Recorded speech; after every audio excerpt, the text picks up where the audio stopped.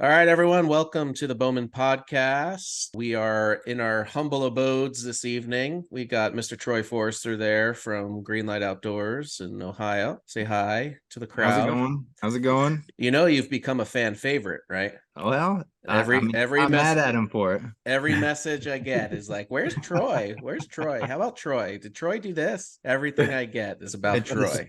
it's So, the stories. I mean, if I had somebody follow me around just to see the things that man, I screw up, I mean, Oh it would man. probably be yeah. I'd be a lot more famous. Yep, I'm gonna have to lose about 80 pounds and get back into my 19-year-old shape to keep up Well, with Troy over here. So, so far this year, I've dragged deer. I've tracked it on X and over 1.5 miles of dragging deer, Oh helping geez. others and nope. myself. So Was mine the best last night?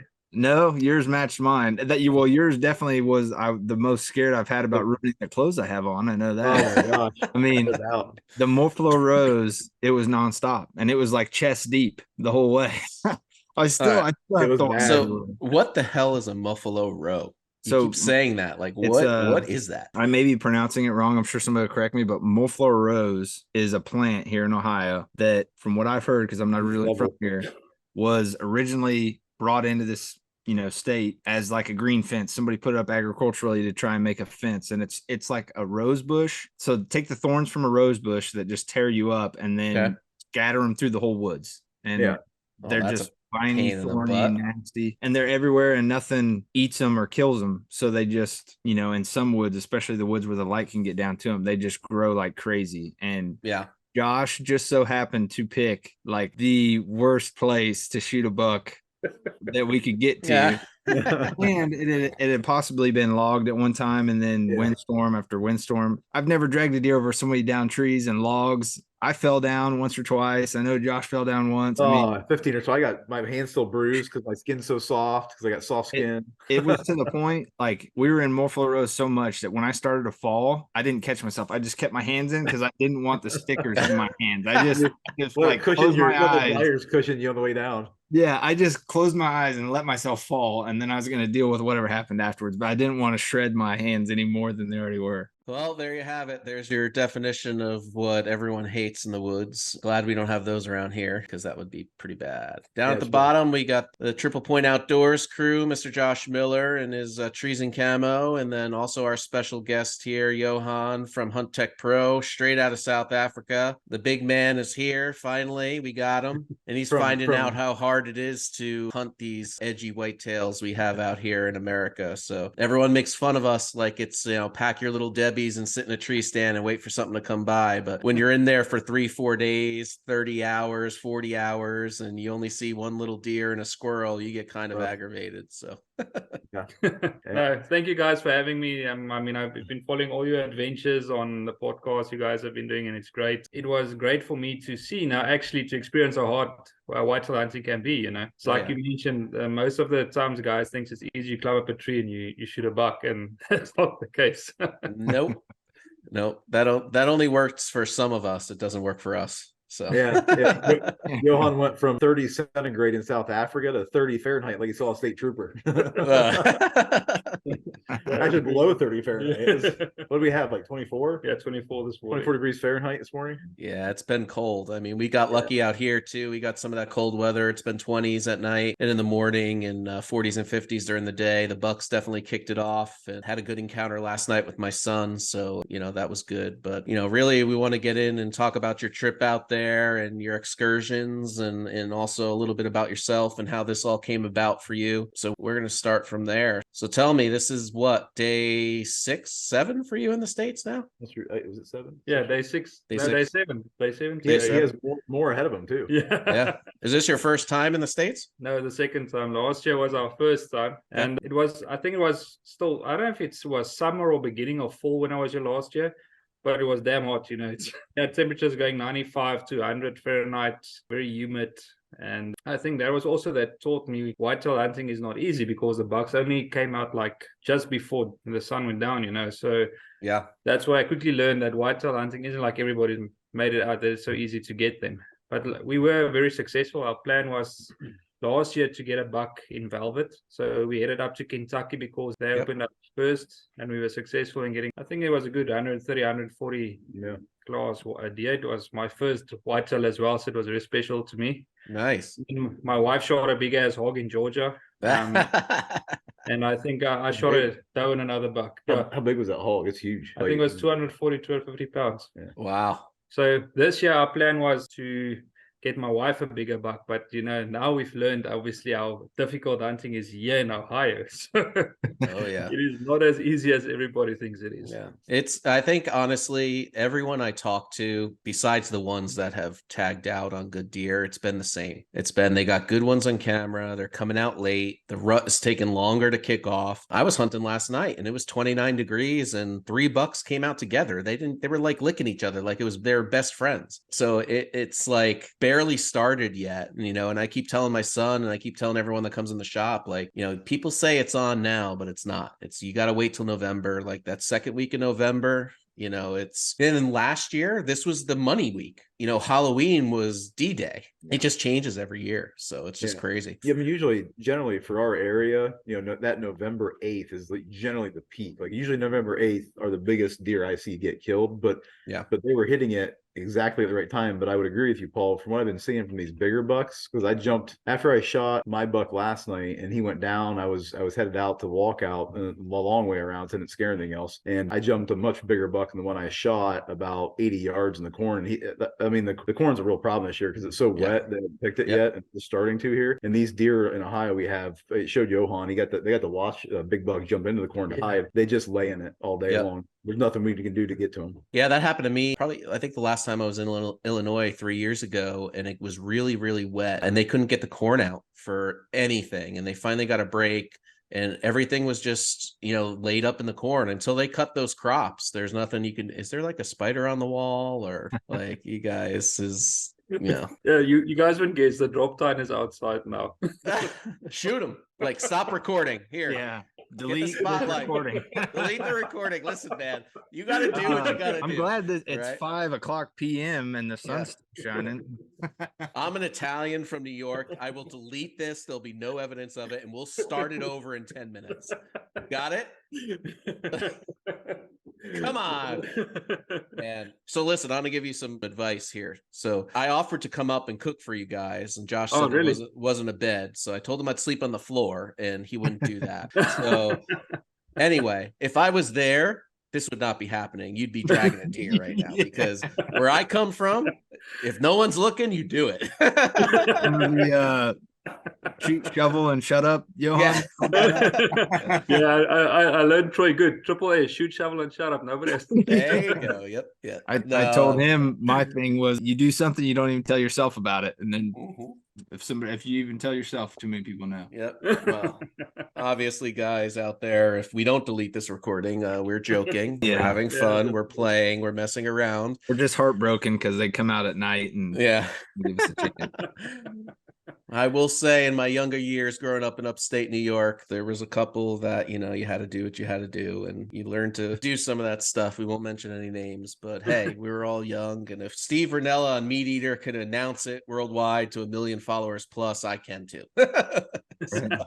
Just be careful of Josh. He hasn't come back yet. So I'm sure he might be lassoing him out there for the morning. But it's funny, because here in the States, you guys have different laws than we have back home. If I've got a permit to hunt at night, we're allowed to go out and hunt at night. Really? Just changes the whole game, There you go. I'm into that. Let's try that out next time. What would be an example where you would use that permit? For what instance, what animal, what? Like, let's say you guys are after brown hyena or a civet, all the night creatures. Before that time, we try to find out what animals you guys want to shoot, and then we get the right permits for that. So with that, we get the permit for shooting at night as well. So then you're allowed to shoot varmint animals like jackal, caracal, and those kind of animals. And then obviously... So kind of like what we do with coyotes and predator control, night vision, infrared, all that stuff. Yeah, so certain animals only... walk at night. So if you've watched some of our episodes, we hunt bush pig every year. So that's also night hunts we have to do. We can't hunt them in the day. So then you just get your permits that you need and you're good to go. Excellent. Yeah, That we bush should. pig, the picture you showed me when we were in the blind the other night, that was huge. Let me get a picture here Is quickly. it the one on the road or something, like hanging up? Huge. So Josh, did the lasso work? Did you get him? No, well, we were trying to figure out if he's out there eating, and I don't think it was him. I think it was some does running around. He's been back. He was there like 7:30 last night in light. So I just can't figure out where he beds and where he comes out and why. It's very random. But I'm pretty sure it was him behind those does tonight, moving off to the right to go check them out because they head to the soybean field next door all the time. Because my button is hovering over stop recording and delete right now. So can you see that? Yeah. Oh wow. That's huge. A bush pig. Holy crap. I don't think I want to meet that thing during the day. Did you tell them what you feed them? Like what they eat? Yeah, we feed them macadamia nuts. And why? So since we've started hunting bush pig, you test what food will work and what doesn't. So we've tasted dead monkeys, chickens, sweet corn. You say dead monkeys? Yes, dead monkeys. Pigs eat anything, man. Bananas, any kind of rotten food. But the problem is, if you put that feed out for them, other night creatures will come in as well. So you get your porcupine, you get your cervets, and then your bush pig as well. So I went and looked what else do bush pig like. And the area where we stay, we have macadamia farmers. So they always have problems with the bush pig coming in at night. As soon as the macadamias, they get ripe, they fall off from the trees. So then I started making friends with the factory owners that exports macadamias. So all their macadamias they don't export, I get, and I can get to feed that to the bush pig. So what happens is when you put that out, only the bush pig can bite that shell. They can break it. The other animals can't break it. So then I solved my problem. Nice. That's amazing. And we need to figure out something what the raccoons can't eat because, man, I'm telling you, I put something out there and those raccoons eat it in like 20 minutes. Yeah, I'm getting like 8, 9, 10 a night down here stealing my corn. It's crazy. Yeah. We're gonna have and they just eat it with a deer there. The deer just have gone used to them. Yeah. We're gonna have a raccoon shoot off here come That's what I was gonna say. We December need to have like or whatever. The Bowmen podcast raccoon roundup. Let's do it. I'm in. I got some bag boys that like they're like this in girth. Like that's my head. They're like this. Big ones running around too. I'll get 3, 4, 5 at a time on camera. I mean, I got to tell you, ever since, people stopped trapping and the fur trade has gone down, I mean, a coon fur is what, $3 or something now, I think, here in Virginia right now. I mean, nobody's even trying to do it. So, I mean, just put some value back on those things. And there's some people out there that can make some good money and control the population. So, absolutely. We've said it on this cast a bunch of times. I just, if we don't put the monetary value onto these, and I wish I control that, but I don't, there's nothing we can do to help that fur trade out there. And the same thing goes for fox and for coyote. And, it just goes on and on. So it's just a lost art. Finding someone who traps. I know my brother, well, I call him brother. He grew up as a family friend. He traps and he does a bunch of coyote and fox to control the population up there. But I mean, they're getting nothing for a hide. So what are you going to do? It's a lot of work for a couple bucks. It's not worth it. Absolutely. Well, we talk about monetary connections and the conservation in the states here, but I found it, to me, one of the most interesting things about hunting Africa is just the logistics of why and how they do it with the farms, the fences, and why. And I think it might be good for you, Johan, I don't know if you did already explain I think a lot of the guys don't understand why we have high fences in South Africa. And if I can explain it in a good way that everybody can understand it, is if we don't have those fences around the properties, the locals will poach out all the animals and there won't be any animals left to hunt. So it's actually more to keep the animals safe in that area than to capture them in there. Because if we don't do that, the numbers that we have for the huntable species won't be there. Yeah. Isn't that like Korea? That happened in Korea. There's no huntable game in Korea because they didn't follow that protocol and they left everything up and all the locals just kill and ate everything. So there's literally nothing that you can hunt there. Yeah. That's a big thing. So with the fences obviously being on the property, it's easier then to control the numbers on your property. Number one, you can introduce new bloodlines for certain species. Like let's say you're breeding with sables or with kudu or with whatever species you're breeding. You let the hunters hunt the trophy bull out, get a new bull, put that bull in. You get the quality animals better because you're putting better bloodline back into your farm. So back in the early 1900s, lions were on the verge of extinction in South Africa. I think they were down to 200 lions or two. I can't remember. It was very low how many lions were left. Wow. Then a lot of farmers decided, well, they're going to take off the cattle from the farms and going to put back lions on the properties. So with doing that, they were able to bring up the numbers like way up. So now people can hunt a lion legally, and that's why we have more lions available to hunt in South Africa than we had in the early 1900s. If we didn't do that, we wouldn't have any of those animals left in our country. Yeah, so That's pretty it's just like interesting. we always say, it's truly like the hunters and the conservationists, if you will, that lead the charge in taking care of all these animals and doing, even though from the outside we get a lot of grief for hunting, but in reality, it's the outdoorsmen, the hunters, everyone else that's truly embedded in it that wants the best for the animals. Just like you said, by introducing new bloodlines, you keep your herds healthy, you get better genetics, you just improve the property that much more and improve the animals themselves, even though you are the ones also hunting them. Yeah, and absolutely. And I mean, we're not talking like 10, 12 acres here. We're talking hundreds, if not thousands of acres that are fenced in these areas that, unless you go through the gate, you're really not seeing any of it. Now, I remember Josh saying that when he came back, there was one animal that nobody owns. What is it, the kudu or one of them that just jumped the fences and they just go everywhere? Is that true or? Yeah, that's kind of crazy to think that an animal that big can jump over that fence. So how high are the fences? How would you say? I mean, I know in meters that's like 8 to 10 feet, probably, right? Yeah, I think it's over 10 feet. Over 10 feet. Yeah, around 10 And that feet thing's what, like 600 pounds, if not more? Yeah, they're more. I think they're close to 800 pounds. And they're clearing a 10-foot plus fence. Yes, Crazy. sir. That's My why word. Josh will know why we call them the gray ghost. Yeah. One of the big, obviously I hadn't seen a lot, but at Crystal Creek, first place we bow hunted, we were going to a hide. I talked about it a little bit, but we were going one day to a hide to get dropped off, and there was some cow kudu there. Yes. And there's a very, very large body standing there with his head down, and he put his head up. He thought it was an eland, right? He thought it was an eland at first, and even he thought it was an eland. And I don't, my size perspective, African animals, how do I know, right? Yeah. And put his head up, and it was like a bulldozer. Like it was just biggest nasty bull, kudu you think of. And we came around the corner, and it probably took us maybe 5 seconds to go around the corner, and he's gone. We learned that with moose, right? I mean, 2 steps and they're gone. You get 1,000-pound animal, and literally in one stride, it's like 10 of yours, and they're silent as anything, and they're gone. It's crazy. Yeah, it's absolutely crazy, unbelievable.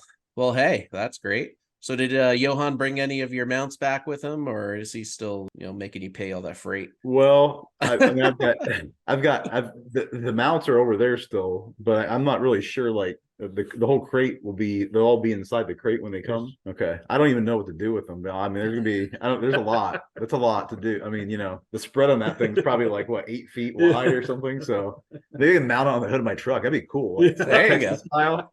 I'll just put it on my hood of my F-150 and just pull around. Yeah. The problem is you drive a Ford and it's like aluminum. Well, and then the other problem is half the horn's going to hang out on the side of my truck so far. I'm just going to you just rake every start.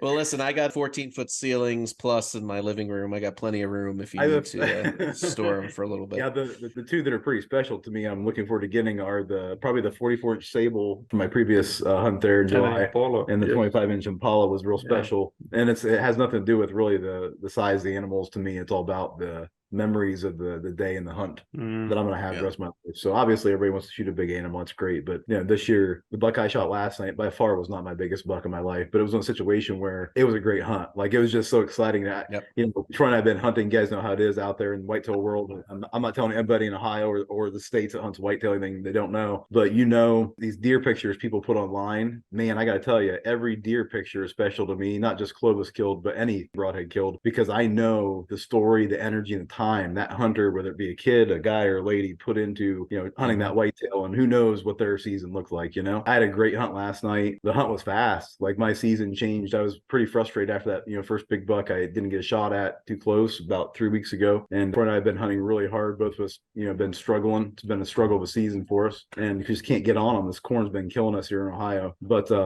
in 30 seconds it changed last night, and it was one of those hunts where, like, I'm sure you guys know what I'm talking about out there. I knew the deer was 99% going to be dead as soon as I saw it, because he was already within range. Yeah. So I knew that he had no idea I was there. It was one of those situations where I just wanted the best angle I could to get the shot, and I waited, and I was fortunate that, luck of the draw, he turned perfectly quartering away. Did that cat just lick your mouth? I like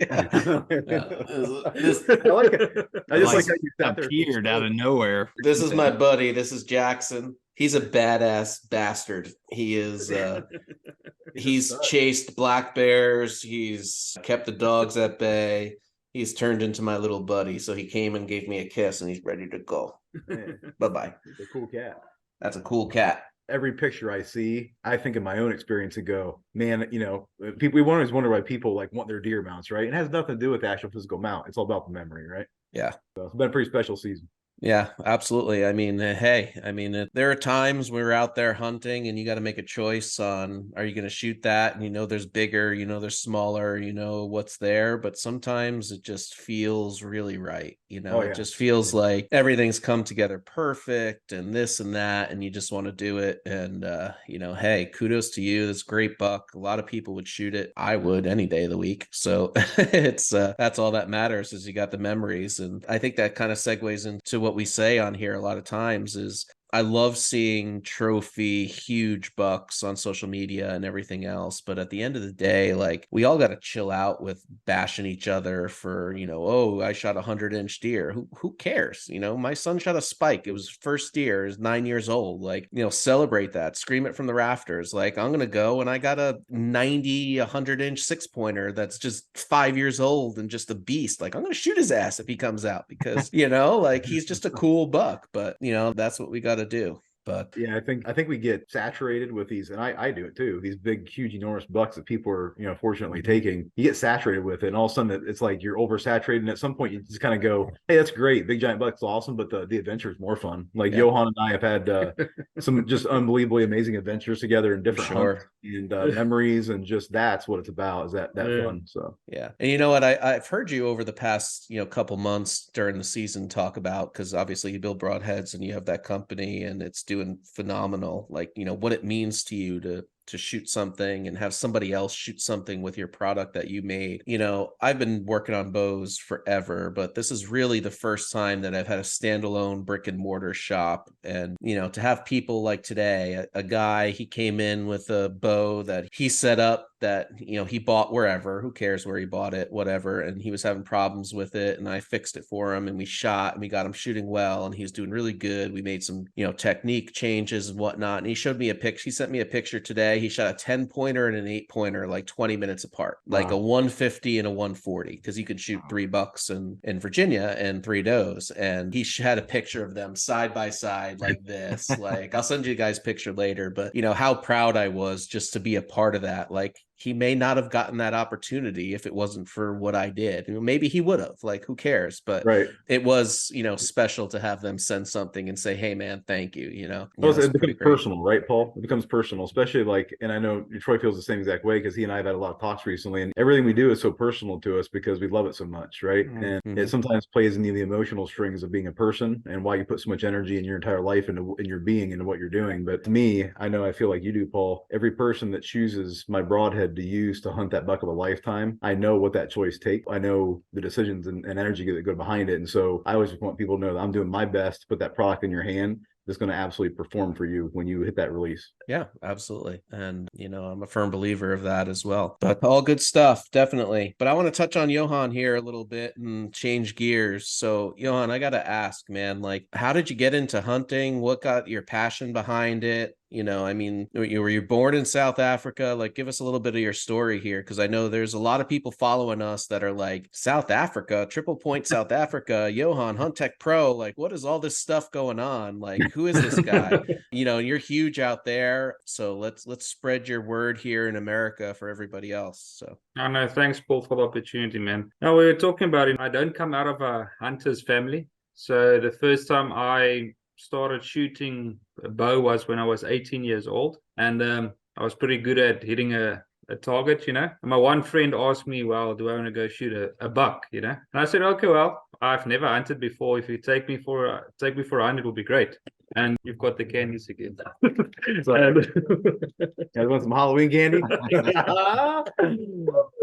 And I shot my first buck, and that changed my whole game. That feeling when you get that adrenaline rush, that changes the whole game. And since then, I was hooked on bow hunting. So I started out as a bow hunter when I was 18 years old. I shot my first trophy buck when I was 21 years old. An outfitter friend of mine. There we go. I got to cut back. We've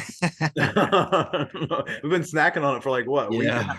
Yeah. Picked out all the good ones already. How does I a hear ya. cat find the one key that like stops everything? I didn't even know that like H or J does that. So, all right, continue. So my outfitter friend back then didn't have money to pay for a website and do video editing. And he asked me, well, can you pay me with animals? And I said, well, that's great. Okay, I'll do your website and your video for you if I Sign me give up. me animals to hunt. So he took me on my first trophy hunt. That was a waterbuck bull. Nice. So yeah, my wife went with me, and I shot my first waterbuck. That same day we were looking for kudu bull, but we didn't get it. So 2 weeks later, I went back and I shot my first kudu bull, but with rifles. And that's when I think the passion for trophy hunting actually started kicking in, because that outfitter friend of mine started to teach me why do we hunt trophies and not the younger animals and that kind of stuff. So that helped me to understand more what's the value behind trophy hunting. So I think 2 or 3 years passed. Me and my friend had a bow shop together, and we thought it would be great to make videos of us hunting bush pig and bush buck.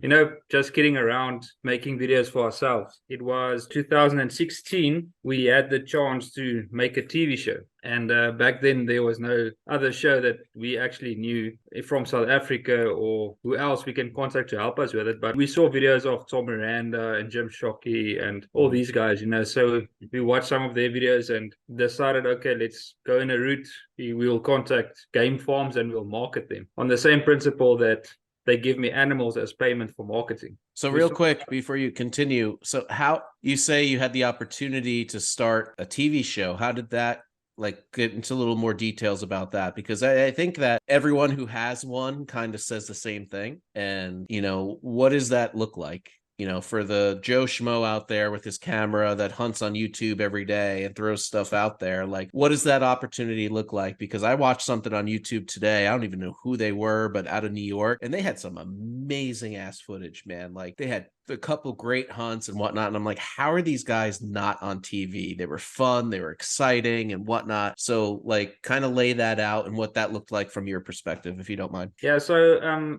back then I was looking at getting more publicity for myself through magazines. So one of the magazines that I contacted was African Bow Hunter. They agreed to give me cover photos and articles in the magazine in exchange that I market them on my platform that we started out with. And they had an advertisement in the magazine. They were looking for content creators. And one of the stuff they were looking for was a TV show. I said, well, okay, let's submit one of the episodes. We went, me and my wife, we went out to do a pilot episode to show them what we'll be able to produce for them, and we submitted it to the network. The network's name was Wild TV Africa. I think Wild TV is famous in Canada, if I'm not mistaken, but this was the Africa segment they had. You nailed it on the head, because you produced the video of Josh and I out in Newfoundland for us, and they actually have liked and reached out about our stuff out there from Canada. So, you know, trying to push you and them into that segment. So we should start singing the Canadian national anthem or something.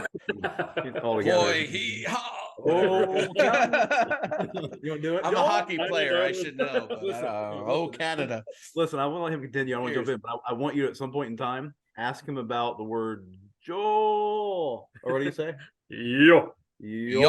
But it's J. Ask him about it later. Yeah, ask me later about it. But yeah, that's how we started out, and we started producing. Oh, we needed a name for our show, and my wife came up with the name HUNTECH. And I asked her, okay, what does HUNTECH mean? She said, well, through hunting you'll use technology, because we use a drone to capture footage. We use all kind of stuff, you know. So that's how we came up with HUNTECH. But back then we were HUNTECH Game and Outdoor. So did she bring the technology piece to the table? You know, I know she's the editor, but is like, you know, she brought all that stuff to the line. Yeah, no, my wife is the one that makes us all look good. You know, she's the one that knows how to put everything together and, you know, tell the story and put all that stuff together. That's usually how it goes. But yeah, that, you know, we started producing then 4 episodes for Wild TV Africa. And I think by the end of episode 4, they called us and said, Wild TV Africa is not going to be available anymore. So then we were stuck with a problem, because where are we going to broadcast our episodes on? Because already then I had a lot of sponsors on board. We got a vehicle sponsor. I had sponsors from China. I had sponsors from the USA. I had sponsors from all over, and we decided, well, until the time that we get another network to broadcast on, we'll put everything on social media, on YouTube, all these places. Our episodes like that, I think until 2020, we just put all our episodes on YouTube. And through all our episodes, we started meeting guys from USA coming to hunt in South Africa. And then they ask us, like you guys, to edit the show for them, or the episodes for them. And one of my friends, he's got a show called Giving Back TV, Aaron, and we've been editing his show now for 3 years. And then he got the opportunity to get on Carbon TV, and Carbon TV asked him, well, who does all your editing and your graphics? And he pointed them into my direction, and they just loved our content, and they asked us, well, won't we please submit our show to them? And that's how we got into Carbon TV. Nice. Well, hey, it's all through hard work and relationships and, doing what you love. And we say that all the time to people out there, and you got to do it the right way and put your hard work into it. And then hopefully one day those connections will come through. So yeah, that's awesome. I mean, I got to say, you guys put out some phenomenal footage, between your drone footage, your hunting footage, your editing, the storyline. I mean, I'd like to say we gave you some quality stuff, but we really didn't. You made us look like pros. So. We did what we could. We did what we could. Yeah, we did what we could, but there'll be plenty more with that. But I look forward to that. So, but that's awesome. That's a great story. So you're in how many years now? This is our 7th year. Okay. 11 years. And how we actually started to arrange hunts for people is just with all the episodes, the guys want to know where can they go hunt. So last year when I visited Mike Austin from Treason, he asked me, well, why don't I become an outfitter? I said, well, I need clients to do that. And he said, well, he does have clients for me. So yeah, I started becoming an outfitter as well. So now that we can put our hunters on Carbon TV as well, and they can tell their story, how the hunt has been with us, so their voice also gets heard out there then. Awesome. So now if someone comes out and they contact you and they want to book a hunt and they come out there with you, do you video everything, or is it discretionary, or what is included with that? We normally, let's say there's a group of six hunters. We'll split up into 2 groups maybe, and then we will try to capture at least one hunt with each of the hunters first, and then try to get a second hunt with them on camera. Okay. And then we will try to capture the whole journey of the hunter, the emotion they have when they arrive at the animal, how they felt during the hunt. We try to capture that whole journey, so when he goes back home and he watches the episode, he can feel that raw emotion again. Nice. So we try to capture everything around the hunt. So at the end of the day, when, let's say, you came to hunt and you wanted to show your family how it was back there in Africa, you can put on the episode, and when you start seeing the footage, you'll get emotional again. Excellent. So, which is absolutely true. Absolutely. Yeah. So as a fellow techie, so what kind of cameras are you using out there? I mean, because your footage is pretty phenomenal. I'm not going to lie.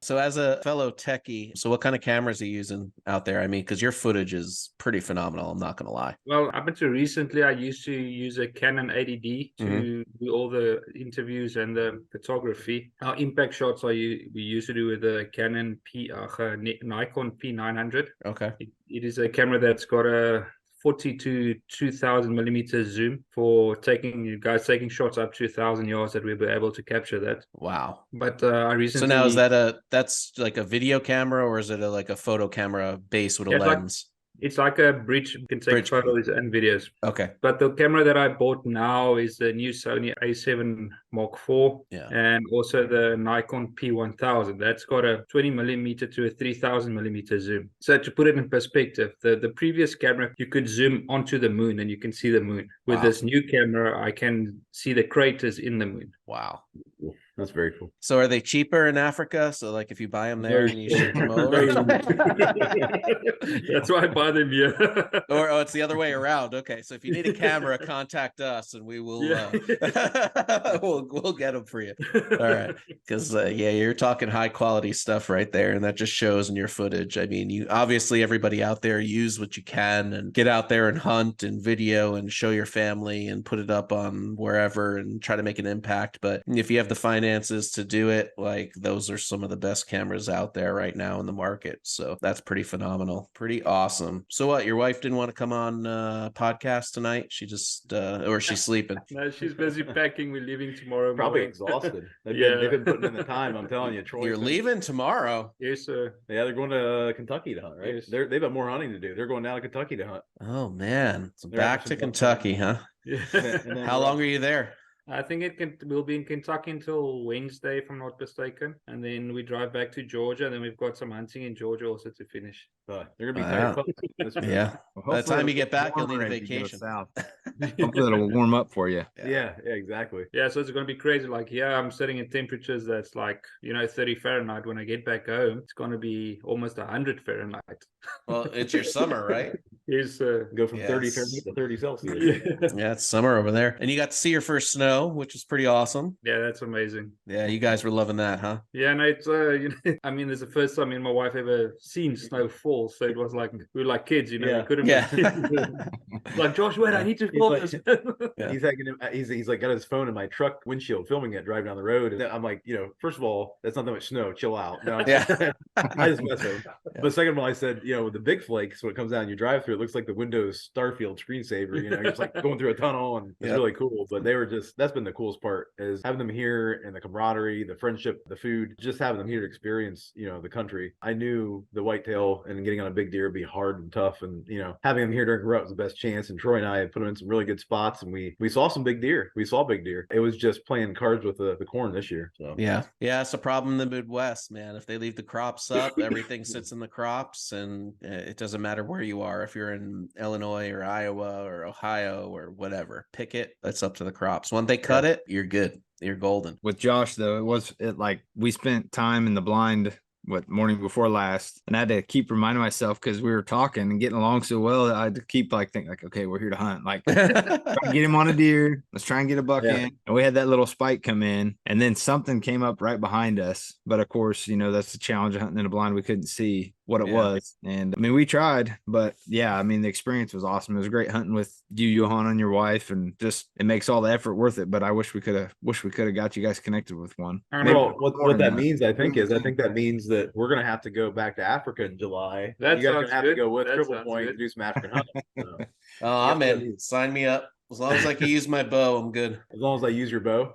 As long as I can use my bow, I'm good. It's gonna be an all archery hunt. So Whatever brand it may be. Yeah, but I'll tell you, the quality, Paul, that you talked about with HUNTECH, I think that's a huge thing that I want people to know and convey. As an American hunter, they would like to do more in the States, right? Yep. And I think that our outfitters in this country would greatly benefit if you're an outfitter out there. I don't care if you're in Ohio or Colorado or wherever you're in the States, and you want to bring in clients, or you want to have documentaries and videographies and things done about your promotions, done about your outfitting business, and you want to be serious about it, talk to these guys at HUNTECH, because they do such a phenomenal job, and everything they do is professional. And like you said, Paul, it's a storyline you follow. Mhm. And I love how they do their hunting shows. It's like we didn't give them the greatest stuff out of Canada, right? It's you and I doing all we could do with the GoPro and whatever we do, but they put together a storyline that even looked good with this ugly mug in it. So I appreciate that. Yep. No, Yeah, thank you, exactly. No, we have plenty. I got a bunch of outfitters that I know by name that would love to get themselves out there. What's funny though about the States, there are a ton of small outfitters. Like my brother, I call him, we said about this earlier, he's going out to Illinois right now, and there's a small outfitter out there. Like they almost don't want people to know about them. Like they want their regular clients that come back every year, and maybe they'll add to that as it goes on, but it's weird. I don't know if they want to hurt the hunting hunting, or they don't want to get too big, too fast, or whatever it is. But there's a lot of those silent outfitters out there that are really, really good, which I think is different than everywhere else. And then you have the big ones that want to put their name out everywhere and they get overhunted and whatnot. But that's what happens in the States, right? The minute you put something out there and you start producing great media and great talent and great bucks and great hunting and whatever, it just blows up through the roof. And then all of a sudden you get a good hunter to come out that has, well followed or good recognition or a name to it, and everybody wants to go. So I don't know if people out there are afraid of that or if they're just trying to be a little bit reserved. So there's really a fine balance out here in the States with that going on. So a little bit different than some of those big outfitters and, overseas. Yeah. Well, what I like about it is, like I said, there's emotion, in the hunt, there's a hunt itself, everything's involved, but, obviously I'm not young anymore, so when I get old and I can't draw Paul's 500-pound prime bow back he gave me anymore. Paul, I pulled my back, man, that's not good. Anyway, that's a long story. I got 40-pound limbs coming in for you, so don't worry. Thank God. With your pinky. Just give it to Johan. I'll send you one. Right. Yeah, it's a situation where I'm going to have at some point in my life a good time going back and reliving the hunts that I got to go on. And I'll tell you, I don't take anything for granted. It's an awesome experience all the way around. It's neat to have him here this time, but because I learned so much in Africa. Yeah.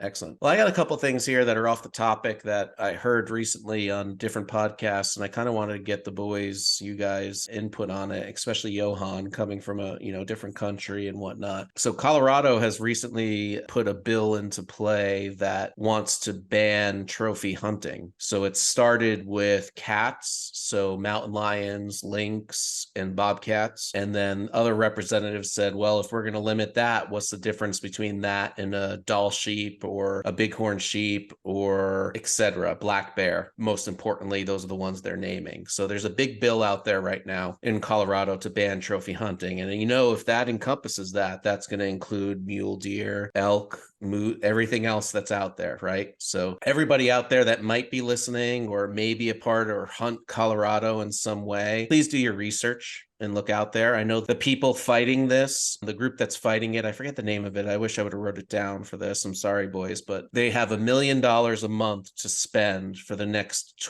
12 to 14 months to combat this bill. So we really need to kind of pay attention to what's going on. And I don't mean to talk politics or whatever. I'm the biggest, I really don't give a shit about it. But when it comes to stuff like this that affects, our hunting and our well-being, we got to do what we do. If it starts in one state, it's going to continue to the others. So kind of just bringing that topic up. What do you guys think about that? My initial thoughts are just how, I don't know. I hate to just, it sounds ignorant when I even think of what I'm saying, but it's just irrational thoughts. Like the idea or the reason, I guess I wish I would like to sit down when you hear any of these bills being passed or any of these new laws or legislation. I wish sometimes it would feel like the politician or whoever was lobbying for these bills would sit down with a common person like myself, like you, like any of us on this podcast, and rationally explain to me their thought process behind these bills. Because like we've said it a million times, whether it be banning baiting or banning trail cams or banning this or banning that, you take one thing and it's a snowball effect. So as soon as they take this thing and then they roll it into the next, and just like you said, they're specifically naming, say, trophy species, but then then it comes down to mule deer, and then it goes down to elk, and then it goes down to everything else. Well, next thing you know, now the state no longer has all that funding coming in and all these permits and all the licensing and all the different things that we do. I mean, I myself have spent,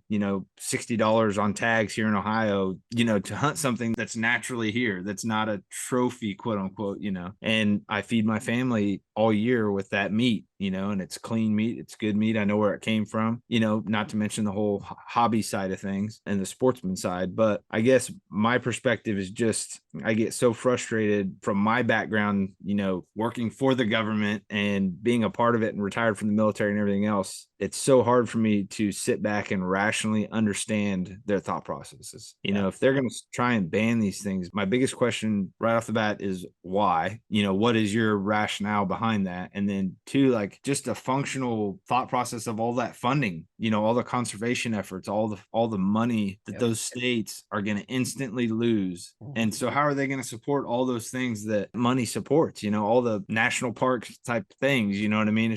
It's crazy. Yeah, I mean, absolutely. And that's just the thing, is it starts twofold, right? One, it starts with somebody in power that gets something presented to them in order to pass something else, and they underwrite it into it or whatnot, or it's something that somebody else believes in and they give them money, and they may not wholeheartedly care or whatnot, but it gets put into play. And then they put something so vanilla in that writing that it's trophy species, and then specifically attacking cats. So, mountain lion, bobcat, lynx. So, okay, maybe bobcat, I don't know their species, or lynx in Colorado, like how much are there? What's that? But that's why we have agencies that do the biological and the data on that. They look at it. So the combated side of this is that they are trying to pass a bill that says, why can't we, if you're going to do this and present this, why can't we prevent unnatural, non-biological data to be used to do stuff like this? So that's where that money is going to, so that people can say, okay, let the government agencies, let the DNR, let the the biologists out there, let all of them say, okay, we have X amount of mountain lions, we need to have a hunt put in place, or no, we shouldn't hunt them for 2 years because of X, Y, and Z. Like, whatever it is, let's go to the real raw data. But they're not doing that. They're doing ballot box crap that's going to make that whole state, and it's bad enough that they're trying to get rid of over-the-counter elk hunting and tags like that in Colorado, and that's the reason why this elk is here today, because I'm pretty passionate about it. I've never hunted Colorado, but it's one of the few states left where you can do that stuff. But and I bring this up now because Johan, obviously coming from a different country, and it's what would that do to your economy if your government just said no more trophy hunting? Done.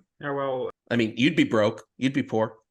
Yeah, it's if you guys know what's been going on in South Africa, your international hunters is the biggest income we have in tourism. Yes, sir. So if you ban trophy hunting, that's one of the biggest income that our country will lose. People like us that make this our work, we don't have work anymore. So that's a huge problem. I mean, I can understand if there's, like you said, if there's certain animals that the numbers aren't there, okay, I understand that. But to ban trophy hunting, that's the worst mistake they can do. They did that in Kenya, right? They banned hunting of elephants. Okay. So back then, Kenya, the biggest population of elephants in Africa. So what happens if an animal loses its value? That means it will go back to the communities of the tribes in Africa. So that'll mean that they don't control the numbers of the herds. They don't care if they shoot a trophy animal or if they shoot a cow or they shoot a young animal. They just worry about the meat they can get from it. Yep. So the latest statistics is that Kenya's population is way down.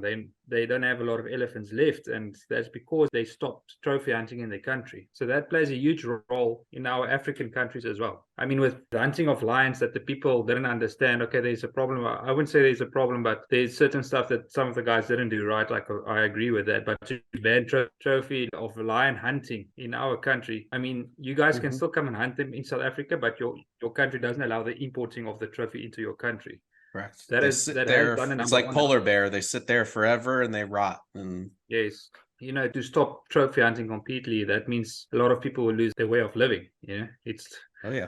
You called it right, because I mean, if that happens, what will happen to South Africa and the income that we get? I mean, that will cease to exist. Yep. Especially there, where it's probably a big part of it is tourism and hunting and trophy hunting. So, I mean, look at Colorado. It's a great ski state, but look at how many people hunt Colorado and come from out of state to do that. Is that state willing to lose that much money over it? And okay, regulate it, restrict a little bit more tags, do what you got to do, but use data and use market research to do that. And, it leads me into my next point, and it comes back to you guys out there in Ohio. There's a big talk going on and a lot of other podcasts out there about Ohio and how the land leases have gone up significantly. Like, you used to be able to get, $2, $3, $5, $10 an acre on these big farms to lease land for hunting rights. Right now, they're going for $50 to $100 an acre to lease these lands, and they're shit land. They're unmanaged land next to, or maybe adjacent to, good managed land for whitetail. And what are they doing? They're running running out there, they're throwing 300 pounds of corn out and they're luring these trophy bucks off this managed land to come out there. So now what they're looking to do is to eliminate baiting in Ohio because of that, to offset the land value. So where are we wrong? Are we wrong in the fact of people have 1,000 acres and they manage it for deer and they work hard, or someone can overshoot and overvalue their cost of their land and overhunt and lease it out to death for people to come and throw corn out, and maybe something will get lured out because it's out there in the hunting community? And I just wanted to bring it up to you guys because I don't know if you've heard about it yet out there in Ohio, but kind of what are your thoughts on that? I'll chime in real quick and then let Josh get in there. But yeah, think about it for a minute. So I have actually heard that there's a couple podcasts, I can't think of the names, but there's a couple that show up all the time when I'm doing anything media. And I have heard a handful of them. And I can just say from my personal experience, especially in the area I'm in, it's nothing for me. I mean, there's a local guy right down the road that I've knocked on his door every year since I lived here, and he gets paid well over $100 an acre, well over every year. And, you can't even entertain his thoughts, without offering money like that for a lot of these people. And then with that hand in hand, the baiting thing, I think it comes back to, greed in a lot of ways and unsportsmanlike, people that just haven't, I would say like unsportsmanlike actions, if you will. So you have a farmer that's leasing out his property. Maybe he can't make money on his crops anymore. He can't, run cattle. He can't do these things. So he says, okay, the next best thing, let me lease out this property. And you have people from Columbus or Cleveland that are willing to pay buku money and come down here and hunt on the weekend. Well, they spend all that money throughout the year to lease their property, and they come down and see that Joe Schmo farmer next to him has got a pile of corn out and shooting his quote their bucks, quote unquote. So I think that's where a lot of the issues come from is greed. It all boils down to money that, the farmers are needing and able to get, the city with, hey, if they got the money to lease the land, they're going to do it. And that's awesome. And then they come down here and they see, well, all this money and all this stuff isn't working because the neighbor next door is baiting, which is legal. But I don't know. It's just frustrating here because it's a never ending cycle. Yeah. If you shut down baiting, well, then what are you going to shut down next? And just like Johan and all of us have experienced, a pile of corn right now doesn't do you any good because they're living in 1,000 acres of it right now anyways. So, yeah, the only time, and a lot of us, even myself, I mean, I've already shot my buck, but I'll still keep minerals out and keep things out, and it keeps the deer healthier and it keeps the good ones around. And, so there's a lot more to it than just baiting and shooting a deer over a pile, but go ahead. Yeah, I think also just chime in before you start, Josh, is just to put some data and information, I guess, behind that comment that I said before I get staked to the cross by other people out there listening to this, is a lot of these casts are Western hunters that have come out to Ohio because of the ability for big deer around Columbus and outskirts. And they've has experienced this where in the past it's been a couple bucks an acre to do leases. Now it's 50 to 100 plus for an acre to do these leases because of the statement that I said before, where they're used to going on public land or owned private lands, and they're not hunting over bait piles or in a tree stand. They're hiking for miles, they're spot stalking, they're doing, which is fun and amazing, and I do it myself, but it's two different types of hunting, right? And if it's legal, we're going to do it, just like anything else. So that's where I think a lot of the frustration is coming into, is those Westerners coming east to want to whitetail hunt. Remember, we had pre-COVID into COVID, we had all the Easterners going west, right? Everybody wanted to hunt elk and hunt mule deer and hunt moose and do all this stuff and get out and blah, blah, blah, XYZ.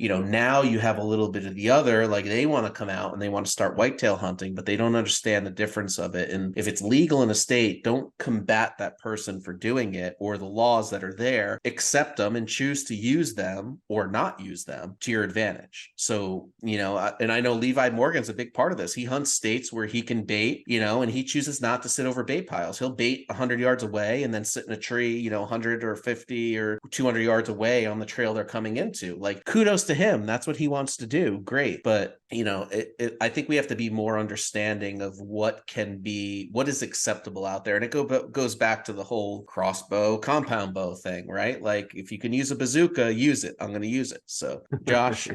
Well, your jerky's easier made that way, I guess. But yes, sir. Yeah, I've listened to all this banter, and you guys are all spot on, in my personal opinion. And I've sat here and listened to Troy and Johan talking yourself, and the differences in African American. What I've seen going, hunting around the world now in several spots is that we all have the same problem. And here's the end of the answer, because they have it over there as well. Matter of fact, in Africa, a lot of times people that I will say are more environmental, for lack of a better term, are called greenies over there because they don't like hunting too much, you know. And we have anti-hunters in America as well. And to be honest with you guys, I'll say it now. I see that everybody has an opinion, and it's, you know, especially with the internet, it's more aggressive than in today's world than ever. But unfortunately, I think at the end of the day, it comes back to politics and money. It all boils down to politics and money. So you follow the money and it leads you back to politics, and you follow politics and it follows someone's money. So my personal opinion is that there's never going to be a perfect answer until we learn empathy and respect for human beings. And sometimes it starts in our own hunting community. I think we do ourselves a disservice. We talk about it a lot. We blow ourselves up internally from the inside out, this crossbow stuff. And I love it because I just laugh, because I shot my buck last night with my Raven R500 baby, and that bolt was sailing out at 500 feet per second with a cut plus on it, and it was butter through that, and it was blown out the opposite shoulder, and that buck died in 10 yards. And I'm a little frustrated because I think back, and, you know, if I'd have had that Raven R500 in the stand 3 weeks ago with that big, you know, 180 plus inch deer, he'd have been dead. Would I have been as proud? Probably not. Like I love shooting that buck last night. I kind of wish I'd done it with a compound, but like I needed the efficiency of the Raven crossbow. I really did. I wanted to be able to reach out, and I knew at some point over the course of the next 2 weeks I'd probably get a shot at the buck, and I wanted to make it efficient. And could I kill the buck last night with my compound? 100% he would have been dead, because he didn't see me. He didn't know where I was. I saw him coming. He had no clue what was going on. Very different scenario than the previous buck. So like, in my opinion, for everybody out there, chill out. We all need to calm down. Like, I don't know everything in the world. Nobody does. Sometimes I bait. Sometimes I don't. I don't always like it. Sometimes I do. So, man, I'll tell you, in my personal opinion, sometimes I'm all the way across the board with how I want to hunt and what weapon I want to use. But as long as it's ethical, law abiding, and you make decisions as a hunter, you know, just like Fred Bear said, choose what you want to hunt with and go enjoy nature, go enjoy the outdoors. And, you know, even people that are anti-hunters, like, I have the best time talking to those people, because I'm not going to bash you if you're anti-hunter. I want to learn about you, because I want to know why you don't like hunting. Because my guess is by the end of the day, I'll bet you'll at least appreciate why I do it more, or maybe value it a little bit, you know, because I've never had a conversation with somebody that was anti or didn't eat meat that by the end of the conversation didn't respect why I do, you know. So I think, I'll be honest, I think instead of combating the other side, and I don't like always what goes on, and I see the other side combating, I don't say us, but combating hunting in general, or the fact that how much conservation it does and what it does for incomes in the States. I think we need to start with respect of each other. And I know, man, that's real hard to do, but I don't see it getting better unless we have that. I don't see it getting better. Like, it's a slippery slope. You guys are right, but I don't have the actual answer at the end of the day, other than I want to respect each other, you know. And especially the hunting community, like, let's start lifting each other up and like congratulating each other. And those pictures you see of those little kids with a small spike, or, you know, adult guy with his first deer, or a dude that's hunted 70 years and wants to shoot a doe. Like, I'll be honest, I was as proud of taking 2 does in one night and filling my doe tags as I was shooting a buck this year. Why? I just had a good time hunting. I really did. I had a good time hunting. I've done it all over the world this year. Paul, I got to be with you in Newfoundland. That was experience of a lifetime. Johan, I've been with you several times now in South Africa and all kinds of adventures across the world. And so I just wish at the end of the day, we could all, I don't know how to get there. I don't have an answer, but I feel it, Paul. I feel it, Troy and Johan. Like, we're all from different parts of the world, right? But every one of us guys, when I'm with you guys hanging out, it's easy to talk to you. I can hang out with Johan just like I hang out with Troy, or hang out with Paul in Newfoundland, you know, kicking back, you know, eating some moose steak that you grill unbelievably well. But I wish at the end of the day we could start with that, you know, just love on each other a little bit, you know, like, stop fighting. It's stupid. We're adults, you know. Yeah. Sorry, I just ranted. No, you're good. I mean, you're 100% right. But the unfortunate part is we as a hunting industry are going to destroy it for ourselves before we make it better. So we have to understand that, you know, we have to have sympathy for each other and what we do, and stop bashing each other for what we do and don't do. And just because you don't live in a state that has this legal or that legal, or you don't like doing this, or that person goes public land in a bibby out there for 2 weeks by himself to get a bull, like, who cares? Like, they're out there, they're supporting the industry. If you shoot Matthews, Prime, Hoyt, PSE, whatever, it doesn't matter. You have a bow in your hand and you're enjoying nature, and that's what we're about. So we got to be more. Can I say something too? This is very important. Like, Paul, you live it too, and Troy, all of us do. But like, so I grew up on 2 farms. My family had 2 farms, right? Grandparents had farms. I hunted anywhere I wanted to go. I rode dirt bikes. I was a farm kid, right? Everywhere in the creeks, growing up in the hollers. So I had access to hunting. Okay, and I appreciate that. It really helped me as a youth and a kid just love and appreciate the hunt. And then, you know, grandparents get older, and, you know, farms go away or they get sold or that sort of thing. Things change, and I hunted public land for a long, long time just because I didn't have access anymore. And then we bought our own land, right? Well, now the past couple of years, we've had access through some pretty awesome people locally here to hunt these really big farms and help manage them and really get on some, real big deer. But I'll be honest, in a heartbeat, even though I love those farms and hunting them, Troy knows how this is. I could walk onto public ground around here 100% because I already have the spots to go to and kill just as big a buck, if not bigger than what I shot this year. Just because I don't care. I really don't care. Like people that want to come to Ohio, you can get big bucks on public ground. You could, if you work hard, put the time in, you can do it. I've done it. And I've seen a whole lot more bigger ones that I've killed, I'll tell you that. But, it's like the crossbow compound debate. My wife the other night, I told her, I said, honey, if I had this Raven R500 for every hunt I've ever been on, I'd probably have a wall of 180 plus inch deer right now that I wish I could have killed. But at the end of the day, would it really be that big of a special thing to me? Maybe not, because at the end of the day, it's about the adventure. So I think even though we struggle with, I don't think there's a perfect, because there's not a perfect for me. Every different day I want to do something different when it comes to hunting. And I forget who said it. I was listening to something the other day and they said the same thing. They're like, if I had a rifle or a compound or a crossbow or a muzzleloader, like the hunt would have been over. But I was out there with my bow, my stick and string, and I learned something. I learned where that deer went. I learned why he went there. I learned his travel patterns. I learned what he ate. And I didn't shoot him. And then he's not hanging in the shed where he would have been with one of those other tools. But I learned something that day. And I got to spend more time out there than I would have on the other hand. So there's excitement in both, but you also have to understand there's adventure in both. And you nailed it on the head. And I think that's the way we don't look at it. And I said it the other night to my son, like there was a 3-pointer that came out. He could have shot him any day of the week. I'm like, you just shot a spike. Like you have your first deer. Your second deer needs to be, bless you, needs to be a little bit better. So whatever happens. The big ones come out late. And little did you know, we did some grunting. A nice 8-pointer came in. Yeah, it was too dark. It was too late. It was too far away. But he learned something that day. He learned that if he would have shot that little 3-pointer, yeah, we would have celebrated. We would have slapped hands. We would have gutted. We would have cut it up. We would have grilled it. He would have had pictures, and we would have been happy as hell. But he never would have saw what happened afterwards. I think we all have to, just kind of wrap it up here. I think we all have to just kind of appreciate what potentially can happen afterwards, good or bad, and, accept that and move on and learn from it. So, I mean, that's really all I got to say about that. But Johan, I appreciate you coming out, and I know you're exhausted. You look like you're falling asleep there. He's asleep now. He sleeps with his eyes open. South Africans do that. We drive that way too. We greatly appreciate it. Everything you've done for us here at the Bowmen, Romano Outdoors, Triplepoint, Greenlight, everything. It's just a great partnership. We hope to continue that moving forward. Anything that we can do to help you in your adventures, let us know, and we'll be the same for you, hopefully. So good luck, boys. You said something about a special thing in Africa on the hunts that we might be able to do at some point. Is that like you're allowed to even share that with people now? And what is that? Like he shared something with me is really cool about African hunts. I've never done. So me and Josh spoke about it, but next year we'll be offering a Triplepoint outdoors hunt in Africa with us. So Josh will have all the available packages, prices, and everything available with dates for you guys. So I'm sure that list will fill up quickly with you, Josh. Yeah, I'm excited to offer that.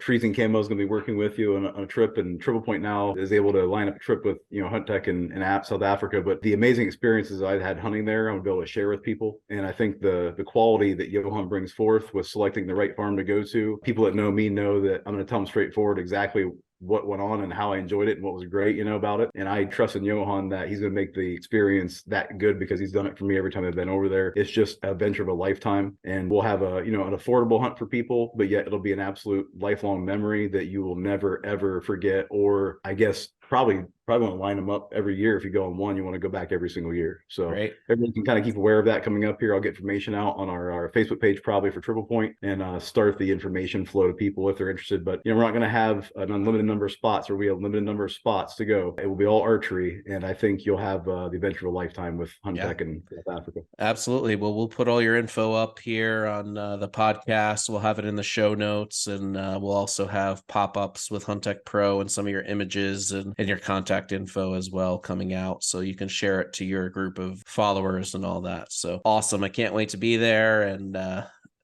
help you guys out in this and shoot some African game. But there's a challenge, Paul. If you go, there's a challenge, right? Because I got to shoot an apple off your head. No, because it's just going bald. Well, it might help slide off, but I might be mistaken. You killed a big moose in the first hour in Newfoundland, right? Yep. Okay. I'm going to get the gray goose in the first half hour. Is it a gray goose or gray ghost? Oh, yeah. Gray ghost. Sorry. Yeah, gray gray goose. goose. It's late. I'm tired. That's that drinky drink, Paul. I think the Cranberry the juice. idea is What are you we're gonna talking have a competition. Who can kill the biggest animal the first hour you're there? Because that's not gonna be me. Like, it's insane how you did that. No, that was a once in a lifetime event for me. Usually I'm either I don't see shit or I am like a ninth inning last out kind of person. Mike Austin from Treason learned about the environment there and the bogs and the water and the terrain being so rugged, and ridiculous. And he goes, "How'd you get the thing out of there?" I'm like, "They've got Argos." Yeah. Oh yeah. Argo just hauled it out. Yep. We just drove it out. Back in there. That's crazy.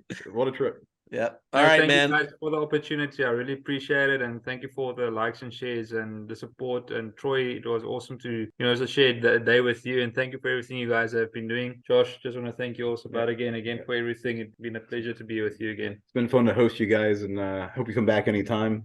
House is always available. We'll always have land to hunt on, and hope you come back and kill a big one. Oh, that'd be awesome. Thanks, man. We'll tie him out next time. Pleasure was all mine there, Johan. That was awesome spending the day with you and your wife. And yeah, if you guys start traveling around the States, you know who to get a hold of. I'll drag bags, do whatever we need to do. We can have fun. Drag gears, 4-foot briar. Yeah. Awesome, boys. Well, thank you very much. This is the Bowmen Podcast signing off.